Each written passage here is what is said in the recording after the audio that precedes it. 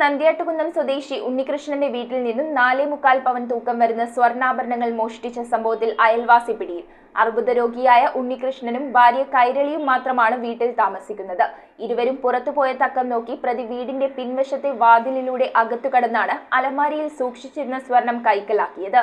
November 27-നാണ് Nandyattukunnam നികത്തിൽ ഉണ്ണികൃഷ്ണന്റെ വീട്ടിൽ നിന്നും മാല, കൈച്ചെയിൻ, വള, മോതിരം എന്നിവയടങ്ങുന്ന 4.75 പവൻ സ്വർണ്ണാഭരണങ്ങൾ മോഷണം പോയത്. അർബുദ രോഗിയായ ഉണ്ണികൃഷ്ണനും ഭാര്യ കൈരളിയും മാത്രമാണ് വീട്ടിൽ താമസം. സംഭവം നടക്കുമ്പോൾ ഇരുവരും വീടിന് പുറത്തായിരുന്നു. ഈ തക്കം നോക്കി വീടിന്റെ പൂട്ടാത്ത പിൻവശത്തെ വാതിലിലൂടെയാണ് പ്രതി അകത്ത് കടന്നത്.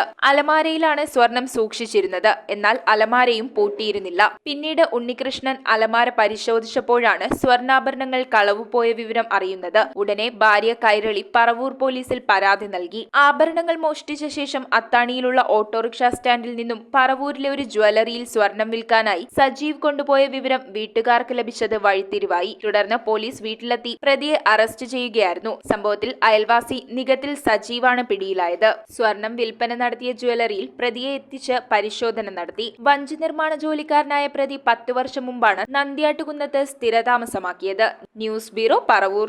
റിങ്ങുകൾ 1 ഗ്രാമിൽ തുടങ്ങുന്ന മാലകൾ, നെക്ലസുകൾ 9,000 രൂപ മുതൽ ഡയമണ്ട് നെക്ലസുകൾ 1 ലക്ഷം മുതൽ ആരംഭിക്കുന്ന വെഡിംഗ് സെറ്റുകൾ.